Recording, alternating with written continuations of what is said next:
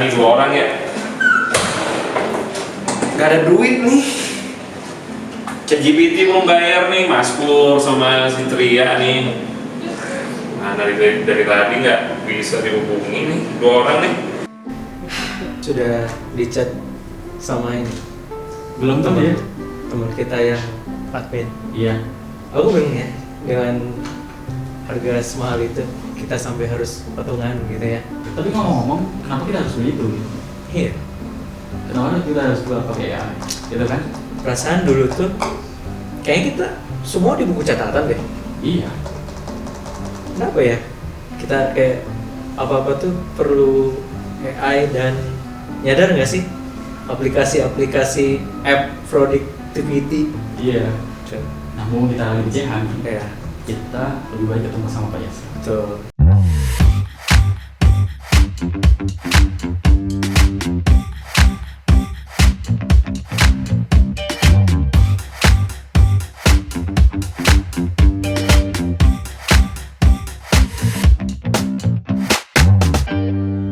Pak Yasra. Baru, apa kabar?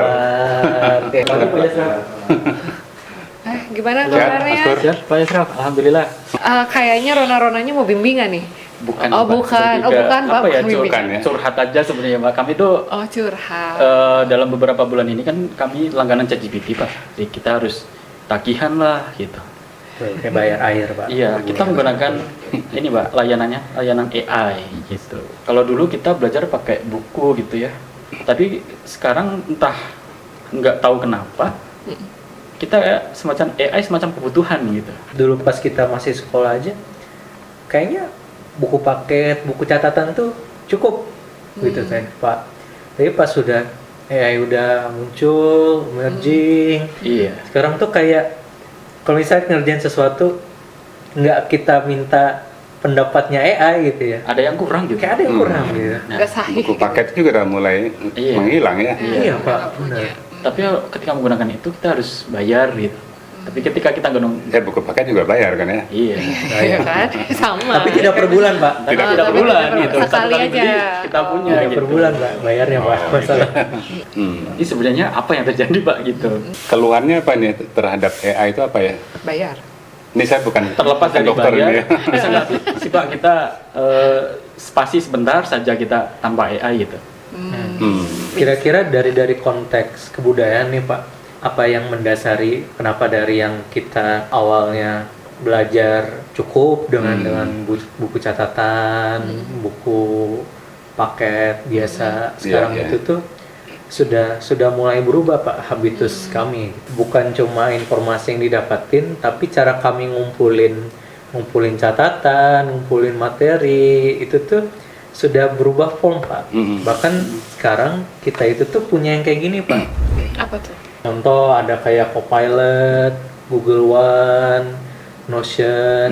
Jadi banyak pekerjaan kami tuh Pak dalam Yeah. bentuk tugas, catatan, ide-ide brainstorm, penanggalan, tanggal-tanggal Iya, penting, Agenda ya. Iya. penandaan agenda tergabung di dalam satu aplikasi gitu Pak atau beberapa Iya. aplikasi. Hmm. Jadi kayak ada perangkat lunak yang bermain dalam pekerjaan kami, Kami. gitu Pak. Kenapa berubah gitu? Jadi ini AI ini sekarang ini kan menjadi tidak hanya kita aja yang ngobrol tentang AI ini ya. Iya. Ini sudah diskusi yang di seluruh dunia lah. Orang mempersoalkan AI ini, artificial intelligence, kecerdasan buatan ya. Sebetulnya kan AI itu kan sama aja dengan mesin ketik ya. Jadi dia sebetulnya kan pada awalnya kan adalah tools kan ya, Tools. alat lah sebetulnya. Cuman dia alat yang istimewa, nggak sama Punya dengan mesin kemampuan ketik khusus ya. ya. Beda. Nah itu yang membuat dia istimewa tuh karena apa? Ini kapasitas kemampuan yang tidak dimiliki oleh mesin ketik ya. Mesin ketik itu full dia sebagai tools, alat gitu. AI itu dia melampaui sebagai alat ya. Jadi AI itu kan sistem komputer yang jauh melampaui sistem komputer yang kita kenal tahun 60-an yang masih besar itu kan ya. Tahun 90-an lebih kecil lagi, tapi mungkin tahun 90-an itu komputer itu belum memiliki apa yang disebut dengan kecerdasan. Nah, perkembangan AI itu menyebabkan komputer yang tadinya hanya bisa ngitung gitu kan, sekarang sudah memiliki ini apa yang disebut dengan intelligence. Nah, kecerdasan itu artinya apa? Yang biasa kita kenal, dia sudah bisa mengenal gitu ya. Jadi mengenal, misalnya mengenal wajah orang, mengenal tulisan Mazkur misalnya. Nah, dia sudah bisa mengenal, terus kemudian udah bisa juga mengonstruksi. Mengonstruksi itu artinya dia bisa diminta untuk membuat sebuah tulisan. Mesin ketik kan nggak bisa diminta membuat sebuah tulisan ya. Oh, nggak bisa Pak. Iya. Karena dia Pak. tidak cerdas. Iya. Mesin ketik gitu kan. Nah, AI itu kan bisa melakukan apa-apa yang bisa yang dilakukan oleh manusia sebelumnya. Mengetik. Sebelum mengetik apa? Membaca ya. AI Iya. sangat cerdas dalam membaca. Ya. Yang paling Gampang jago juga. dia kan menghitung. Iya. Kemudian membaca itu tidak hanya sekedar membaca, dia menyimpan di memorinya apa yang dia baca itu jauh lebih detail daripada kita gitu. Ya, betul. Utuh gitu ya. Utuh ya kan. Kemudian dia mempunyai kapasitas untuk mengumpulkan data dan membuat data itu sistematis. Nah, dari situ dia kemudian mempunyai kemampuan juga untuk ini ya, untuk sedikit lah kemampuan kreatif. Yang dulu ya sekali lagi ya, mesin ketik kan tidak bisa kreatif ya. Oh, nggak bisa Pak. Ya, karena dia Bisa aja. murni tools. Iya. Ya, nah sekarang dia memiliki setidak-tidaknya kemampuan kreatif tertentu. Oke. Si AI ini kan ya. Iya. Nah, sehingga setidak-tidaknya lah dia bisa membuat sebuah karya yang mungkin Iya. diklaim sebagai karya seni. Tapi apa cara kerja AI itu kan walaupun dia cerdas, tapi dia itu mempunyai kelemahan dalam pengertian dia sangat bergantung pada input. Ya. Kalau dia tidak diberi input, maka dia tidak akan bisa nulis. Iya. Kalau dia tidak disuruh nulis ya, Dia nggak nulis. nah, Iya. kita suruh nulis dan kemudian diberikan input. Coba tuliskan paper saya judulnya ini tuh kan. Nah, baru dia nulis kan. Jadi dia sangat bergantung pada input gitu kan. Nggak memiliki inisiatif Pak ya. Dia tidak memiliki inisiatif ya. Nah, tetapi dia bisa menulis seperti saya nulis, seperti Mazkur nulis, Tria nulis kan ya. Jadi makanya dia dikatakan memiliki kemampuan kreatif walaupun masih terbatas. Nah, dengan demikian maka ini peluang bagi orang-orang untuk memanfaatkannya ya. Berpikir itu dalam pengertian dia bisa mensintesiskan, bisa menganalisis. Kan dulu kan kemampuan menganalisis kan hanya pada manusia. Manusia. Betul. Maka kita bisa menyebutnya apa yang disebut dengan brainware gitu kan. Oh, iya. Perangkat otak kita lah. Kan perangkat otak kita yang berpikir ya. Iya. Nah, sekarang brainware itu direbut oleh oleh AI. AI. Jadi brainware itu sekarang dimiliki oleh AI ya. Maka dialah yang sekarang memiliki brainware itu melalui apa? Jadi interaksi antara AI dengan manusia itu memerlukan sesuatu ya. Iya. Itu yang disebut dengan software. Oke. Jadi software itu adalah sistem yang tugasnya itu adalah memberikan instruksi, Oh. memberikan perintah-perintah pada sistem komputer itu ya. Nah, maka kita mengenal apa namanya, ada software, ada hardware kan ya. Ya. Oke. Jadi kalau tidak ada software ya tidak akan bekerja komputer kita. Nah, software itu memberikan perintah-perintah. Maka ada misalnya ini ya, ChatGPT misalnya. ChatGPT itu yang merintah. Si AI tadi itu kan, Ya. ChatGPT kan software itu kan. Software. Ya. Nah, kalau tidak ada ChatGPT, apakah AI bisa ini nulis? Oh, nggak bisa. Tidak. Harus ada softwarenya dulu kan ya. Betul.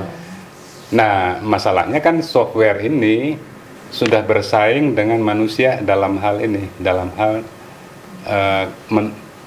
hal kemampuan apa brainware tadi itu gitu. Berpikir Pak ya. Ya, kemampuan berpikir. Jadi sekarang kalau dulu gini ya, yang tadi disebut juga oleh Tria tadi itu kan, dulu kan saya mendengar sebuah materi dari guru saya kan nyatat. Apakah kita nyatat kayak robot? Enggak kan? Kita nyatat sambil otak kita bekerja. Oh ini penting.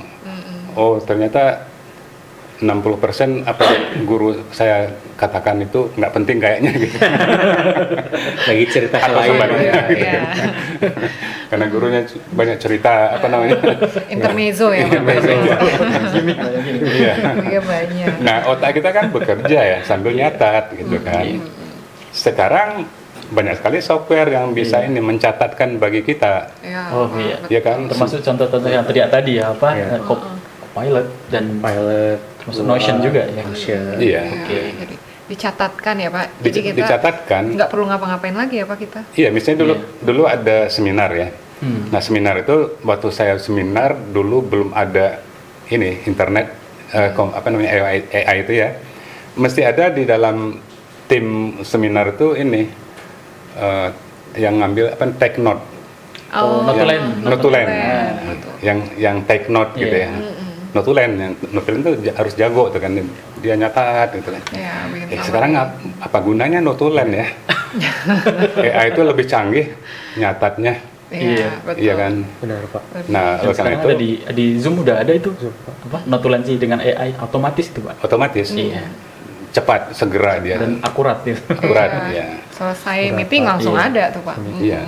Saya nih Pak ya, kan kita udah menyadarin Pak ya, transformasi belajar kita kan tadi dari merenung gitu, misalnya mengobservasi sekitar, kemudian kita berpikir, ngobrol dengan teman sejawat, kemudian Iya. membaca buku, hingga akhirnya kita kan udah berada di masa ini Pak ya, di pasca internet, dari bertanya di internet gitu, kemudian sekarang paling terbarunya kita bertanya pada AI. Nah ini ya Pak, Oke. sekarang ada satu fenomena menarik nih Pak nih yang Ini sebuah Yeah. His name is what? The only thing I want to say that I want to thank. Wait. Yeah. My name is Ziad, and I want to thank ChatGPT for helping me doing all my assignments, my thesis and everything. all of my Thank- assignments. All of my assignment. Oh. My thesis katanya Pak. bahkan influencer banyak yang mendukung kayak gitu Pak, mempromosikan. Jadi kami tuh makin tahu kayak wah banyak pilihannya nih misalnya kayak gini. Stop nulis pakai tangan, capek pak. Mending teman-teman coba website AI ini untuk bantu kalian bikin tugas yang disuruh guru atau dosen pakai tulisan tangan. Dengan kopas-kopas aja. Enaknya ini bisa kalian gunakan pakai apa aja, laptop, HP, atau game mode kalau ada internet juga bisa kali ya. Pilih kertasnya, tugasnya tanggal berapa, kelas atau NIM, fakultas, atau jurusan juga bisa. Dan di sini kalian kopas aja. Tuh, langsung keluar. Belum sempat boom padahal. Kalau tulisannya nggak cocok, bisa ganti lagi pak, sesuai keinginan dan langsung. Gila, ini tuh AI di atas semua AI teman-teman. Gila banget sih kak. ChatGPT, Perplexity, Gemini, apalagi Microsoft Copilot kayaknya masih kalah sama website ini teman-teman semuanya. Ketik Cloud di Google Chrome teman-teman semuanya. Nah, tampilan awalnya kayak seperti ini, teman-teman bisa langsung login pakai email teman-teman ya. Dan ini tampilan awal kita coba ya, untuk buatkan latar belakang dan boom. Langsung jadi teman-teman, keren banget, dan ini lengkap dengan referensinya yang keren banget menurutku. AI baru ini gila banget, bisa bantu kita selesaikan karya tulis ilmiah hanya 2 menit. Skripsi, tesis, makalah jadi dalam 2 menit bisa. Kalau nggak percaya, tak buktikan. Ini dia AI-nya, namanya braintext.ai. Kita langsung login aja ya. Oke, di sini banyak banget nih, ada 160 plus AI tools. Kita buka nih, banyak banget sampai bawah ini. Buat kalian yang belum ada ide, topik, atau judul penelitiannya atau karya tulis ilmiahnya, kalian masuk dulu ke ide karya tulis ini. Yang hilang nih Pak. Prosesnya nih Pak. Hebat ya. Hebat banget Pak. Instan. Iya. Manusianya kemana? Ya, jadi yang menarik itu ini ya, kan kita sering tuh kalau kita ujian ya, ujian tutup buku, Ya betul Pak. ujian open book, gitu kan ya. Tutup HP juga. Ya, tutup HP kalau sekarang. Nah, itu kan kalau kita ujian manusia ini ya. Sekarang saya minta AI itu nulis sebuah artikel, tapi nggak boleh nyontek gitu. Nggak boleh nyontek itu artinya nggak boleh ada input apapun. Ya kan? kan buku kalau kita ujian terus nggak boleh buka buku, kan buku itu kan adalah input, ya kan. Nah, saya misalnya nggak bisa nulis paper tuh kalau nggak lihat buku ini kan ya. Nah, sekarang kita uji AI itu, coba bikin artikel, tapi nggak boleh buka data. Wah, nggak akan bisa kan ya. Gagal Nggak akan sih, bisa. Pak. Pasti gagal, karena kelemahannya apa? Kelemahannya itu dia sangat bergantung pada input. Kalau input tidak ada, dia nggak bisa ngapa-ngapain. Makanya tadi kan software itu kan menjadi penting ya, karena software itu kan adalah sistem perintah. Sistem perintah. Nah, ChatGPT itu kan adalah sistem perintahnya. Kita masukkan input melalui ChatGPT, kirim ke ini sistem AI itu kan ya. Nah, karena ada input, dia bisa dengan 1 menit tadi itu bikin tesis. Outline ya, Pak. Iya, bisa gitu kan ya. Tinggal Jadi kita nunggu ya. jadi saya rasa itu satu hal ya. Iya. Yang kedua, karena dia sangat bergantung pada input, maka kalau tidak ada input, dia tidak bisa merespon apapun. Oke. Saya ambil contoh gini, misalnya ini ya, di belakang rumah saya ada satu pohon pisang yang belum pernah ada. Unik pohon pisangnya, hanya ada di belakang rumah saya. Oke. Contoh ini kan ya. Sekarang minta tolong AI, coba bikinkan paper tentang pohon pisang di belakang rumah saya yang satu-satunya di dunia. Kira-kira bisa nggak 1 menit? Tidak bisa. Nyari Saya datanya rasa gimana? tidak akan bisa keluar apapun. Karena data pohon pisang unik itu nggak ada pada dia itu kan. Nah, jadi artinya apa? Yang tadi dibilang oleh influencer itu cepat, instan dan sebagainya kalau ada input. Oke. Dan kalau ada datanya di sistem datanya AI itu kan. Iya. Kalau ada input, nggak ada data juga. Kan input ada nih. Tolong bikin paper tentang pohon pisang di belakang rumah saya. Inputnya ada. Tapi data nggak punya dia. Nggak bisa bekerja gitu kan. Nah, oleh karena itu banyak hal yang katakanlah dilebih-lebihkan gitu ya. Bisa nulis paper hanya dalam waktu berapa tadi? 2 menit. 2 menit. 2 menit Iya, saja. kalau papernya itu datanya sudah ada semua. Apakah semua paper itu ada nggak sebuah paper yang datanya belum ada gitu? Itulah tantangan ini karya ilmiah kan. Iya. Nah, oleh karena itu mungkin bagi yang menggunakan AI untuk membuat sesuatu, untuk menulis, untuk membuat karya seni dan sebagainya, ya harus hati-hati juga ya, dalam pengertian AI hanya bisa melakukan sesuatu selama dia mempunyai satu sistem data yang lengkap gitu. Database yang lengkap. Dan di dunia ini kan tidak ada database yang lengkap kan? Tidak. Iya. Nggak ada. Misalnya toilet saya di rumah ada nggak di AI datanya? Enggak sih, Pak. Nggak ada. Pasti nggak ada. Pasti nggak nggak ada. ada. Nah, artinya kan data pun tidak lengkap ya. Oke. Padahal yang namanya riset kan bisa meriset sesuatu yang belum terdatakan. Ya, justru itu tujuannya ya, Pak. Tujuannya itu kan ya. Tujuannya itu, bukan yang sudah ada dituliskan lagi, bukan ya, Pak? Iya. Yang baru. akhirnya pun memang juga ada batasannya ya Pak. Dari fenomena ini tuh kemudian ada sebuah respon unik ya Mas. Mungkin Mas Kur Iya. bisa sedikit cerita Oh iya, intronya. ini kayak sejenis paradoks gitu ya. Dari beberapa penelitian terdahulu itu menemukan kalau AI itu sebuah pisau yang bermata dua sebenarnya. Satu sisi dia benar kita akan ketagihan menggunakan AI ketika menggunakan ketika mengerjakan tugas. Satu sisi juga ada dampaknya tuh. Kita interaksi kita berkurang, melatih otak kita berpikir juga berkurang. Ya. Begitu juga. Iya, Ini itu paradoks juga. berkaitan dengan tadi yang disampaikan Tria juga ya.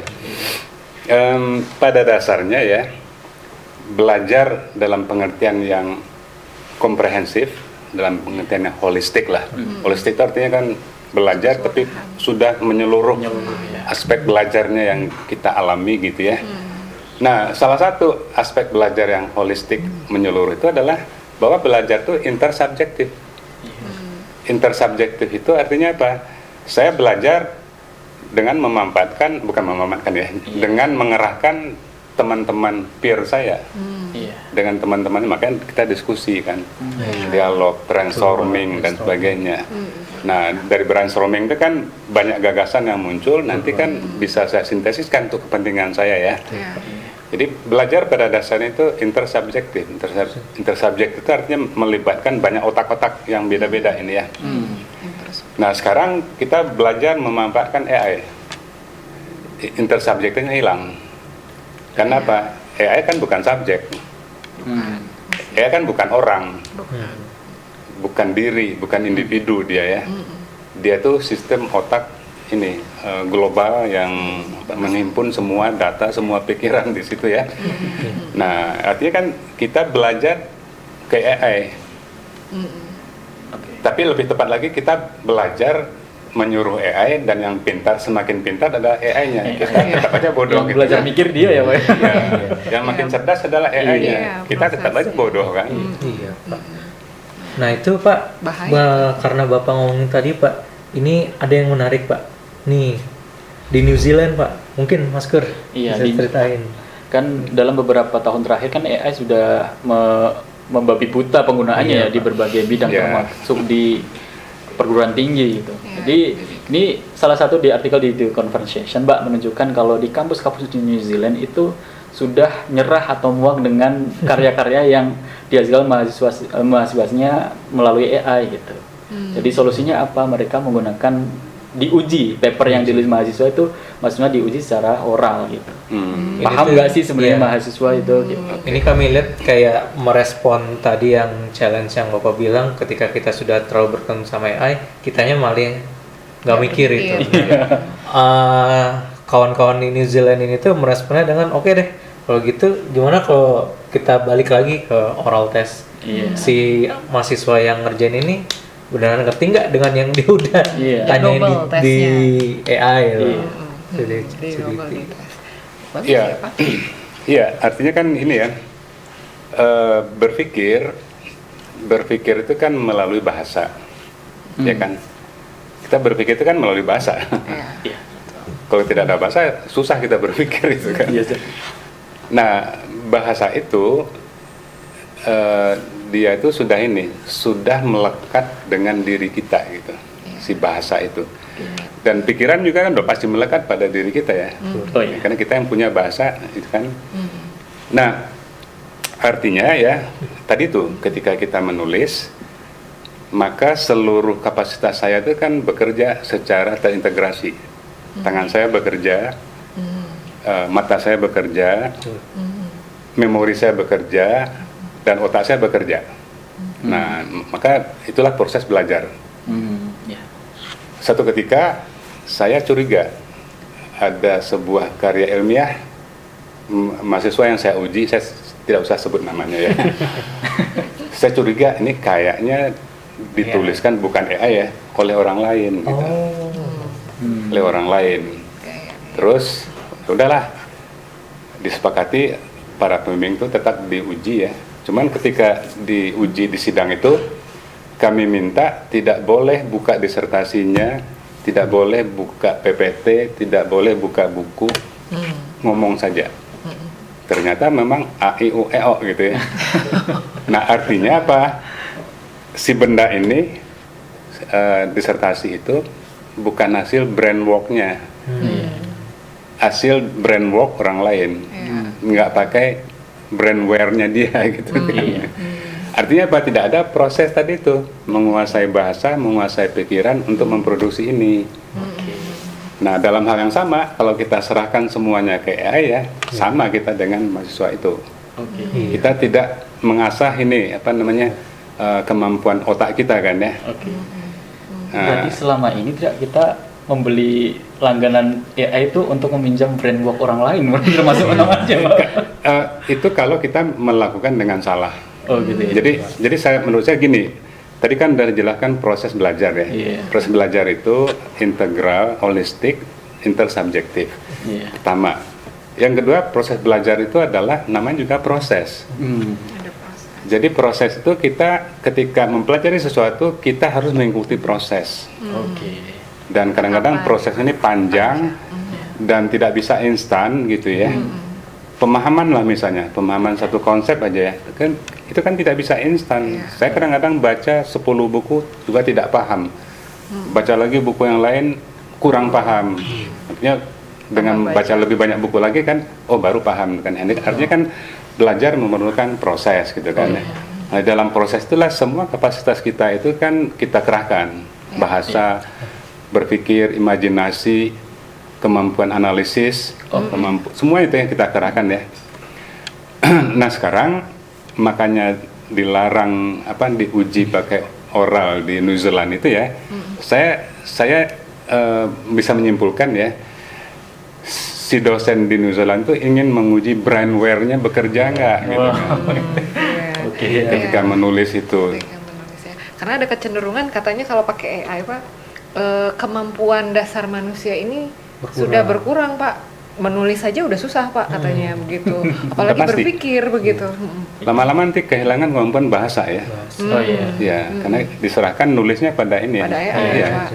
Langsung. Jadi udah nggak bisa lagi merangkai kalimat gitu kan. Ya, udah bingung gitu rasanya. Nggak kebayang Pak ya. Iya, itu paragraf. Dulu tuh rasanya ngebayangkan artificial intelligence itu tuh bukan untuk kayak menulis atau kayak kita desainer menggantikan kita menggambar, tapi itu kayak gini Pak, kayak kata orang ini. Iya. Kayak gini Pak, I want AI to do my laundry and dishes so that I can do art and writing. Yeah. Not for AI to do my art and writing so that I can do my laundry and dishes. Kembali Pak. Balik ternyata Pak. Ya, ini satu hal yang sangat menarik ya untuk kita bahas dan pikirkan ya.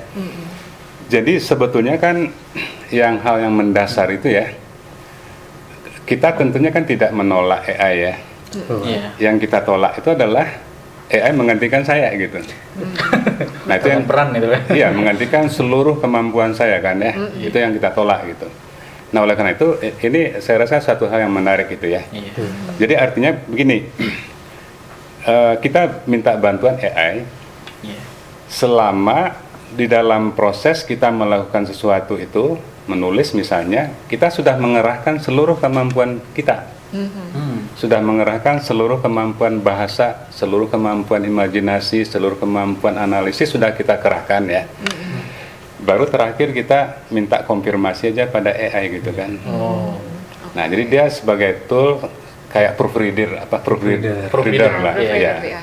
Tapi kita sudah berdarah-darah ini, mengerahkan seluruh kemampuan bahasa, visual, ya kan, dari kita ya. Nah oleh karena itu saya rasa dia pada akhirnya tetap menjadi tools gitu. Si AI itu ya. Maksudnya tool itu apa? Dia melakukan hal-hal yang bisa mempercepat pekerjaan kita dan kita tidak kehilangan ini hal-hal yang berharga pada diri kita. Hal yang berharga pada diri kita adalah seluruh kemampuan yang ada pada kita, baik kognitif, afektif maupun motorik ya. Motorik itu kan juga sangat spesifik pada kita karena sekarang ada kemampuan motorik yang sekarang udah diambil alih oleh AI, robot. Nggak usah jauh-jauh, di Jalan Tubagus Ismail aja ada restoran yang pelayannya pakai robot gitu kan. Canggih. Iya. Nah, apakah seperlu itu gitu kan? Iya Pak. Untuk ngantar makanan misalnya kan ya. Tapi kemudian biar kita tidak terlalu jatuh nih kehilangan kemampuan motor kita, afektif, kognitif, kita perlu belajar juga sih Mbak di buku Pak Yasraf ini. Kalau kita pengen mendasar mempelajari bagaimana software kecerdasan buatan itu bekerja yang akan berdampak pada kita, itu bacanya yang mana Pak? Iya, kira-kira di buku mana Pak? Yang pasti kan ini ya, kecerdasan semiotik. Ya, kecerdasan semiotik. Terus yang kedua itu adalah ini Pak, medan kreativitas. Medan kreativitas. Ya. Boleh pinjam Mbak?